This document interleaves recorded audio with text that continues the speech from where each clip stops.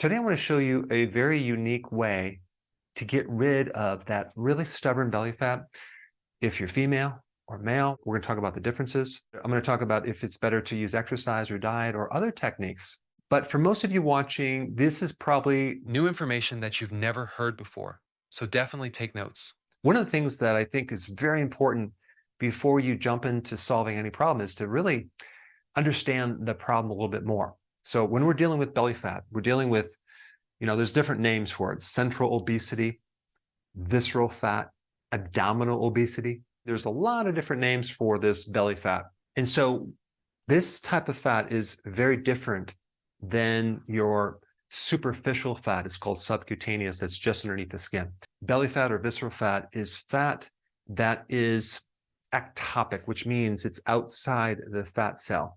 The fat is in the organs, and it's especially in your liver. So in other words, if you have belly fat, you have liver fat. And it is essential to get rid of the fat off the liver to get rid of this midsection weight. Now, there's quite a few mistakes that people make when they're trying to deal with this. They're at the gym trying to do spot exercises where they're doing sit-ups and crunches for weeks, months, and they're not seeing any change. They go on a diet, and many times that won't work either, unless it targets the liver. So I'll just give you a little picture of what's happening here. So we have liver that is filling up with fat. It's spilling off into the midsection around the organs in your visceral. That's all the organs in the mid part of your belly. And this is called ectopic fat. And what's really going on behind the scenes is there's this hormone called insulin. And insulin is a fat storing hormone. It also prevents you from losing your fat. So there's a lot of insulin being pumped out by the pancreas, and then that's turning into insulin resistance, which makes it really hard to lose weight because the body is pumping out so much insulin. And that insulin communication is store fat, store fat, store fat. And then this ectopic fat basically creates insulin resistance. So it's a never-ending cycle. And of course, you may already know that carbohydrates and sugars and things like that increase insulin, but also there's something called gluconeogenesis. That's where your liver is making new sugar. And if you have insulin resistance, your liver will make sugar, not even from the sugar that you eat in the diet. It can actually be converting other things to sugar. And it's kind of a double-edged sword because you have your own liver making sugar, which is then converting into more fat and making more fat. So I need to kind of explain how to correct this. There are 6 things we're going to talk about. And one of the solutions is not to detoxify the liver. That is not going to work. And yes, exercise can help, but not as a direct way to burn off the fat. It's more to use up the energy, also to help your stress, and also to help you sleep better. Because not only is it the carbs that raise insulin, but also the stress activates a hormone called cortisol. And cortisol is a sugar hormone, and it will release sugar. In fact, it's called glucocorticoid. If you take a look at some of the synthetic versions of cortisol that they use as medications, like prednisone for all sorts of inflammatory conditions, if you look at the side effect, it's major weight gain, especially in your midsection. If you look up excessive production of cortisol, you will see a picture of someone's belly. Why? Because cortisol mobilizes different tissues and turns your muscles into fat. So let me just talk about this right now, reducing stress, but with more sleep through the type of exercise that I did a whole video on this, aerobic exercise. I don't know if you can see that. No, you can't see that. So I'm going to write down right here, aerobic. What is this? That's walks, long walks. Best way to reduce stress. Or physical work around the house. Very, very important for reducing stress because it takes the mind off things. But you want low intensity, long duration walks. It's going to help not necessarily burn off the fat, but it's going to help burn off the adrenaline and the cortisol that's flowing through the body from the stress. Reduce the stress, it's going to help you sleep. And it will burn off some calories as well. But let me just kind of talk about burning calories off and what I mean by that. Well, the energy factory of the body, It's called the mitochondria right here, okay? And the purpose of the mitochondria is to take your calories and then turn it into chemical fuel called ATP. ATP is like the battery of the body, and so the mitochondria is the battery maker, okay? And what it's doing, it's extracting energy from food, and it's turning it into this right here, so then it can be used. What's interesting about this ATP is that it's not stored, okay? So you don't really have a lot of stored ATP at any one time, very small amount. So here's the thing you need to know. What can we do to increase more ATP production and burning? That's the question. Well, that relates to exercise. So exercise does have an important factor, especially if you understand that when you compare someone at rest versus when they're exercising, you can increase the production of ATP by 1,000 times by intense exercise. So I do recommend doing periodic intense exercise. It's called high intensity interval training with the walking for various reasons. One is to start using up some of this energy right here. We want to use up the fat right here, right? And we want to add the right type of exercise. And we want to do high intensity, full body type exercise. You can do sprinting up a hill. You can do spin bike. You can do weights, any type of exercise that will increase a great amount of demand for energy. And then that's going to tap into your reserve, which is the midsection fat over here. A couple things you need to know about exercise. You want to make sure you don't overtrain, because if you overtrain, it's going to increase stress. So it's very, very important to exercise like high intensity, maybe 3 times a week, maybe 2 times a week. Recently, I am running up hills for exercise, like really major intense hill running. I think I'll end up doing it maybe twice a week, not 3 times a week, because my body doesn't recover. And I do have a machine or a test to determine that. That's going to be another video. But the point is that it's very easy to overtrain. I will get much better results if I let my body rest in between this high intensity exercise. And plus, the high intensity exercise will stimulate growth hormone, which is the main fat burning hormone, but only if you are sleeping. Okay, so I should put down right here. Wait, you can't see that. Sleep. Okay, sleep to get more. Well, you can't even see that, right? Let's put it right here. Okay, sleep. So that's really important to help with the stress. Stress and sleep are in the same category. It's gonna really help you, because it's kind of like a foundational thing. If you're not sleeping because you're stressed out, good luck with losing weight. Why? Because the cortisol prevents you from tapping into this fat, and especially if you're trying to get rid of the midsection.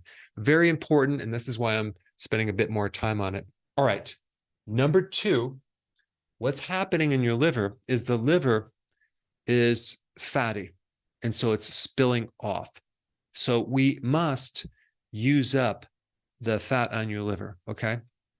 Now, there's 2 things that you can do to get yourself into what's called ketosis, which is a type of fat burning, right? Because when your body burns fat, or when you eat fat, that's mobilized into a more easily packaged type of energy called ketones. That's why your body makes ketones. It can also run on fat fuel as well, but ketones are like a better packaged fat fuel. So there's 2 sources of ketones. One is your own fat, and number 2 is the dietary fat. And here's the thing, to be able to tap into either one of these fats, you must reduce your carbs, right? So the reduction of carbs is important, and you probably already know that. We must reduce the carbs, but reducing the carbs will force your body to either burn fat from the calories that you eat or your own fat. Now, let's talk about, do we want to burn calories from the fat that you eat? Or do we want to burn your own stored fat? Well, that's an easy question. We want to burn our own stored fat. So yes, it is true that the amount of calories of fat on a ketogenic diet are much higher than other diets. But if you are trying to lose weight in your midsection, adding a lot more dietary fat is not going to help you. So I'm going to recommend, especially for this situation, is not to start adding additional fat. Don't go low fat, but don't add a lot of fat. Don't add the MCT oil. Don't add the keto bombs and desserts. Just don't do that, because your body's going to tap into that as fuel and not your own fat. Now, I do recommend for some people to eat more fat to help them be more satisfied so they can actually go longer with intermittent fasting in the beginning of a program. But if we're trying to quickly and rapidly get rid of this midsection fat, you don't want to add a lot of fat to your diet unless you want to maintain your weight.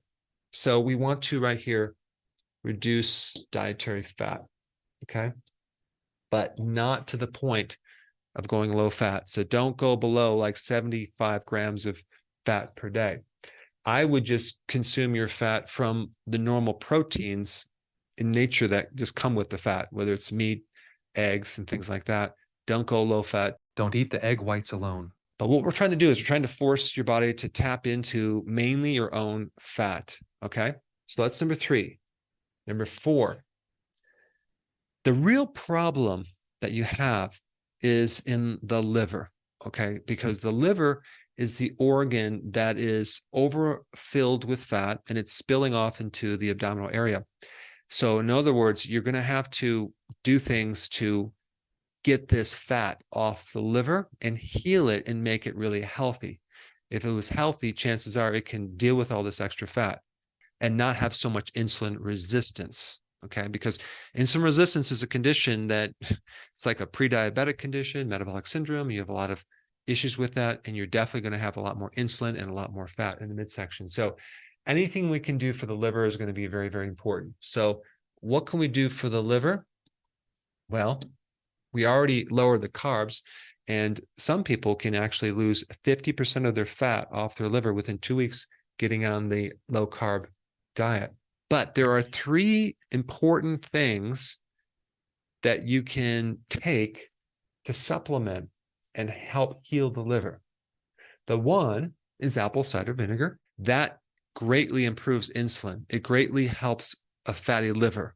It greatly makes insulin more sensitive to allow the insulin to work better in the body. So what you do is you take a tablespoon of apple cider vinegar, put it in 12 ounces of water. I like to put lemon in there too, and maybe some electrolytes, and I'll drink that once, twice, or even 3 times a day.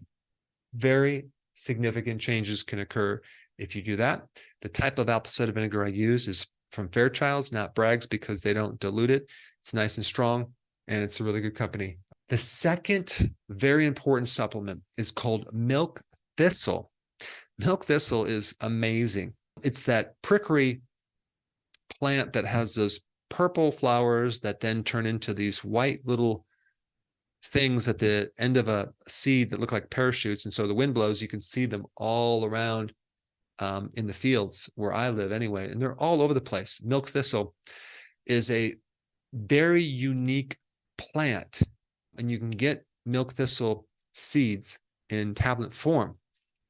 What's so unique about it? It has super high-end liver protecting properties that basically it's like the antidote to a snake poisoning or a mushroom poison.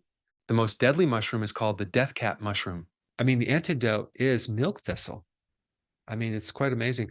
Tylenol poisoning, people that drink alcohol, this can help protect the liver, but it's also really important for a fatty liver, in correcting a fatty liver, as well as reducing inflammation on the liver, and also protecting the liver from getting cirrhosis, and helping with this gluconeogenesis issue where your liver is producing a lot more sugar because it has insulin resistance. So it helps with a lot of different aspects of that liver, as well as helping with midsection weight. And I put some research down below. You can check it out.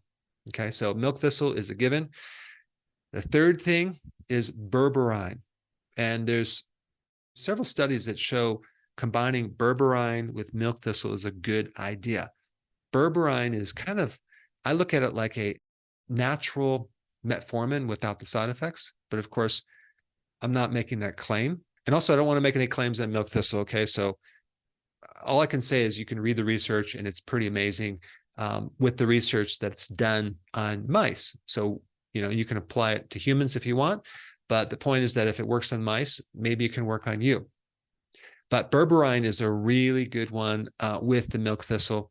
It's good for diabetics and pre-diabetics, and it helps the liver with this extra gluconeogenesis. One thing I want to mention about people trying to lose weight, I watch people through the year go through this cycle, and it's like this pattern.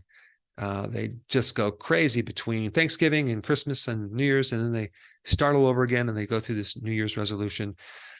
I think emotions and intelligence are inverted.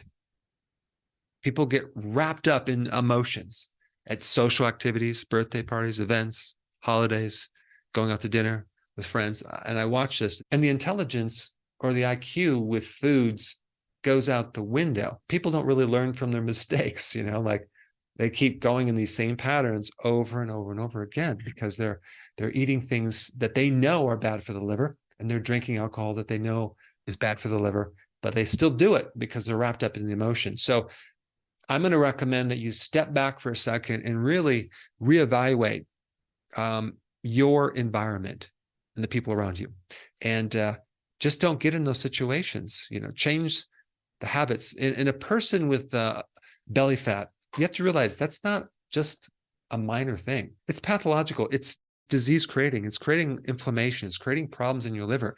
You might not see it inside, but it's not a healthy state. And so usually a person with belly fat doesn't have the luxury of continuing these bad habits over again because they're just doing the wrong things. They must focus on changing their habits. That's the most important thing they need to focus on because they're in this habit and they're going through the cycle. But the point is, for me, I had to hit bottom before I made changes. I was the worst. I ate the worst food all the way up until my late 20s.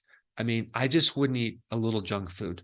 I would eat a tremendous amount of junk food, pots of coffee, pots of chocolate. I would never eat anything like vegetables or celery, any of that stuff. I only ate pure junk food for so many years. I had to hit bottom. And even when I hit bottom, it took me many years to feel terrible before I said, it's not worth it anymore. So now my liver is like a barometer. If I go off the program, like my body does not react well. If I were to drink alcohol, I just would want to go to sleep. I think that's a good thing because I never in a million years would have gotten into health if I didn't have these health problems. So I have a lot of personal experience doing this, and I do know I used to get wrapped up in the emotion of it, and I've corrected that. Okay. But for some people, it takes them a bit longer before they learn from their mistakes. And then number 5 is OMAD. 1 meal a day, intermittent fasting. If this doesn't happen right here, if a person still eats frequently and snacks, I don't think these other things are going to work. This is probably one of the most important things right here. And actually, it's the most important thing because when you don't eat, you force your body to live off its fat reserves. So it's like a pure fat burning experience. You can get into deep ketosis if you combine low carb OMAD with exercise. And when I say OMAD, you don't have to start off with 1 meal a day. You can start off with 2 meals a day, but try to keep the time close, like maybe have a late lunch, early dinner. And if you really want to take it to the next level, just don't eat if you're not hungry, which means you might go 1 meal every other day, and you're going to tap into, like a vacuum, all this fat off your liver and pull it off. You'll see some very quick changes. Very, very important. And that is the way to really speed everything up. But this is like a foundational thing. And what's cool about it is when you don't eat, your body is eating. So you're not starving it. You're actually creating a tremendous amount of health by not eating from many different angles, especially just stripping off all this fat off of your liver. And just to go back to this low carb thing, the ketogenic diet, I didn't talk about what to eat, right? You can find that in my video. I'll put it down below. But also OMAD, when you eat certain foods, what type of foods would be good for correcting this situation. And there's a couple interesting nutrients that I want to share with you. One is creatine, and the other is carnosine. And both of those can help you with a fatty liver. Both of those can help you with increasing more energy to exercise. Both of those can help you mobilize the fat through the mitochondria down here and produce more ATP efficiently. And those two compounds, creatine and carnosine, are the highest in like red meat. So I would highly recommend doing red meat several times a week, or hamburger, things like that from a quality source, grass-fed, grass-finished red meat or steak, because you have a lot of factors in there. You have a lot of nutrients. There's virtually no carbs, and you have that carnosine and creatine that can help you. And I'll put the studies down below. I don't even think you need to take them as a supplement. Just get it from red meat. All right, number 6, it's staying very aware, okay, and not slipping into this emotional thing that people go through these different holidays, staying very aware of what works, what doesn't work, of your past mistakes, and just don't keep making them. So keep your awareness up and kind of like just be in the present, right? And so you don't kind of slide into this thing. I think this is very, very important too, because this will help you be consistent, right? Because you're going to do all these things, it's going to work, and then you want to just keep building on your successes. So what I like to do is just each day get better and better and better. Okay, you screw up, good. Then correct it, do better, and keep implementing the things that worked, and then get rid of the things that don't work. Okay, so I think this is going to be important too, because how many people just either forget what they did or just ignore it? They just slide into this whole thing, which the logic goes out the window, and so does their health. So anyway, I think these actions can really take you to the next level if you want to get rid of your belly fat, or whatever you want to call it, central obesity, visceral fat, or whatever. Now, if you want special content that is not on YouTube, you should go to my site, drberg.com. I'll put a link down below, and sign up on my newsletter, because I'm going to be releasing some really great things that you're not going to be able to find on YouTube, because they're kind of filtering out certain things. So anyway, click the link down below, get signed up, and I will see you on the other side.